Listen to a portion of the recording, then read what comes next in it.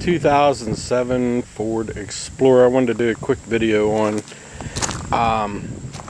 the steering on it is very tight when you turned. And so this is my wife's car, and she said, oh, the steering's terrible on it. And I drove it. It took 2 hands to steer it. And I was like, it's rack and pinion or power steering. I checked I actually drained the fluid out, checked the screen inside, it was good. No debris.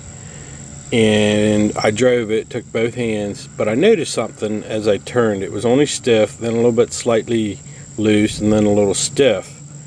And I encountered that problem before in a semi-truck.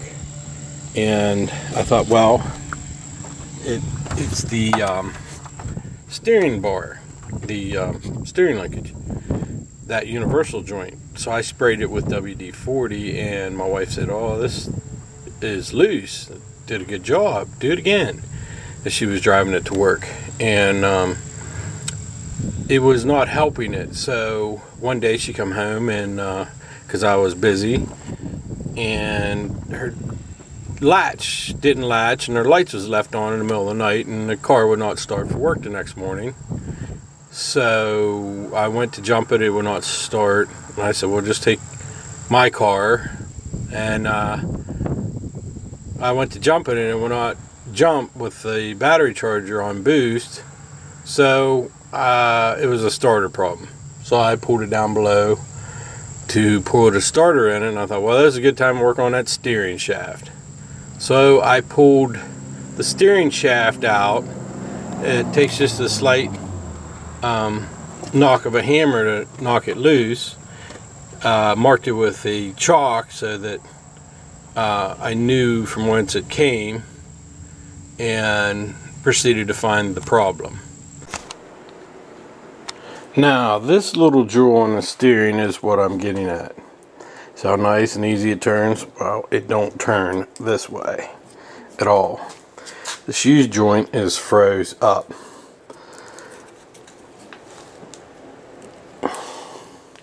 Unlike the other end, it swivels. Now this thing is not cheap, and I found a local distributor that had it, and I got it fairly priced, but it's still $300+. These U-joints, they're 1.5 inches by 9/16 or so. They are hard to find. I could not find one to change the U-joint out. Again, this was all the problem was right here. Now if I would have swapped out the power steering pump or the rack and pinion, finding the problem, I still would have had the problem right here, and I would have had a lot of money into it, probably $1,000 easy. I marked it. Commercial trucks are splined. These are hex. This end is a hex. The hex has a notch for the bolt, so you really don't, it's a one-way deal. Again, on this end, if you see it, it is hex with a little extra ear to it, and it's basically, you can't mess it up. They only go on one way. Steering wheel is lined up. Larger commercial vehicles, they're splined, and you have to line the steering wheel with the steering box. And I wanted to demonstrate here real quick if I can. I put this in a parts washing tank for a long time, and I still could not get the this. See how tight it is?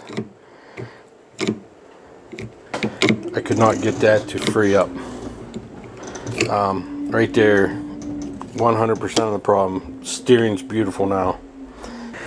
Usually, if the solenoid will engage, the armature is sitting on the brushes, sitting on the bushings have wore out, and I had to get a new starter. I suppose it's probably in this wire that's gone.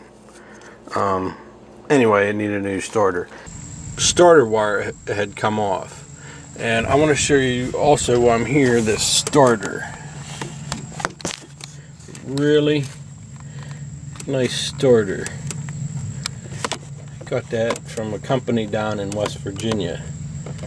And I'm going to show you that right there. Nice starter. Nice brand new steering shaft too.